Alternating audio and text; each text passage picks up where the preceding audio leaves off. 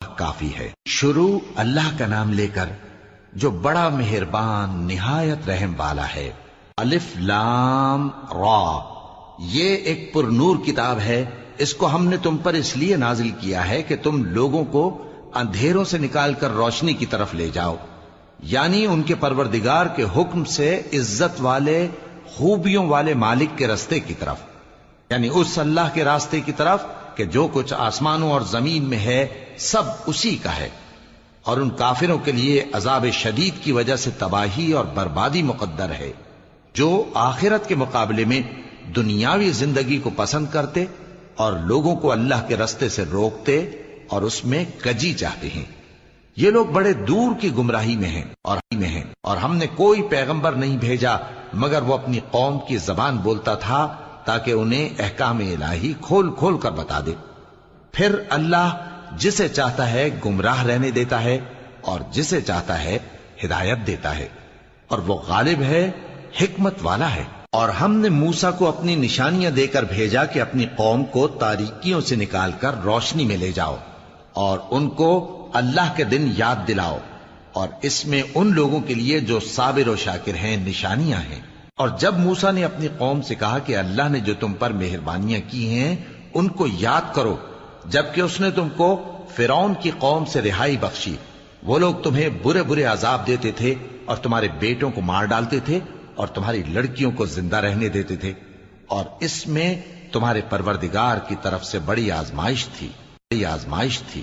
اور جب تمہارے پروردگار نے تم کو آگاہ کیا کہ اگر شکر کرو گے تو میں تمہیں زیادہ دوں گا، اور اگر ناشکری کرو گے تو یاد رکھو کہ میرا عذاب بھی سخت ہے۔ اور موسیٰ نے صاف صاف کہہ دیا کہ اگر تم اور جتنے اور لوگ زمین میں ہیں سب کے سب ناشکری کرو تو بھی اللہ بے نیاز ہے، قابل تعریف ہے۔ بھلا تم کو ان لوگوں کے حالات کی خبر نہیں پہنچی جو تم سے پہلے تھے، یعنی نوح اور عاد اور سمود کی قوم اور جو ان کے بعد تھے، جن کا علم اللہ کے سوا کسی کو نہیں۔ جب ان کے پاس ان کے پیغمبر نشانیاں لے کر آئے تو انہوں نے اپنے ہاتھ ان کے منہوں پر رکھ دیے کہ خاموش رہو، اور کہنے لگے کہ ہم تو تمہاری رسالت کو تسلیم نہیں کرتے، اور جس چیز کی طرف تم ہمیں بلاتے ہو ہم کو اس میں بھاری شک ہے۔ ان کے پیغمبروں نے کہا کیا تم کو اللہ کے بارے میں شک ہے جو آسمانوں اور زمین کا پیدا کرنے والا ہے؟ وہ تمہیں اس لیے بلاتا ہے کہ تمہارے گناہ بخشے اور ایک مدت مقرر تک تم کو مہلت دے۔ وہ بولے کہ تم تو ہمارے ہی جیسے آدمی ہو، تمہارا یہ منشا ہے کہ جن چیزوں کو ہمارے بڑے پوجتے رہے ہیں ان کے پوجنے سے تم ہمیں روک دو، تو اچھا کوئی کھلی دلیل لاؤ، یعنی معجزہ دکھاؤ۔ پیغمبروں نے ان سے کہا کہ ہاں ہم تمہارے ہی جیسے آدمی ہیں، لیکن اللہ اپنے بندوں میں سے جس پر چاہتا ہے نبوت کا احسان کرتا ہے، اور ہمارے اختیار کی بات نہیں کہ ہم اللہ کے حکم کے بغیر تم کو تمہاری فرمائش کے مطابق معجزہ دکھائیں۔ اور اللہ ہی پر مومنوں کو تو بھروسہ رکھنا چاہیے۔ اور ہم کیوں اللہ پر بھروسہ نہ رکھیں حالانکہ اس نے ہم کو ہمارے دین کے سیدھے رستے بتائے ہیں، اور جو تکلیفیں تم ہم کو دیتے ہو اس پر ہم صبر کریں گے، اور اہل توکل کو تو اللہ ہی پر بھروسہ رکھنا چاہیے۔ اور جو کافر تھے انہوں نے اپنے پیغمبروں سے کہا کہ یا تو ہم تم کو اپنے ملک سے باہر نکال دیں گے یا تم ہمارے مذہب میں واپس آ جاؤ۔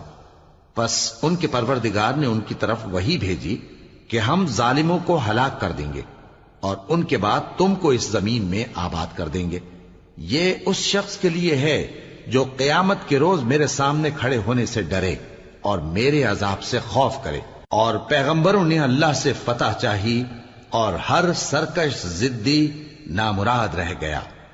اس کے پیچھے دوزخ ہے اور اسے پیپ والا پانی پلایا جائے گا، وہ اس کو گھونٹ گھونٹ کر کے پیے گا اور گلے سے نہیں اتار سکے گا، اور ہر طرف سے اسے موت آ رہی ہوگی مگر وہ مرنے میں نہیں آئے گا، اور اس کے بعد سخت عذاب ہوگا۔ جن لوگوں نے اپنے پروردگار سے کفر کیا ان کے اعمال کی مثال راکھ کی سی ہے کہ آندھی کے دن اس پر زور کی ہوا چلے جو اسے اڑا لے جائے۔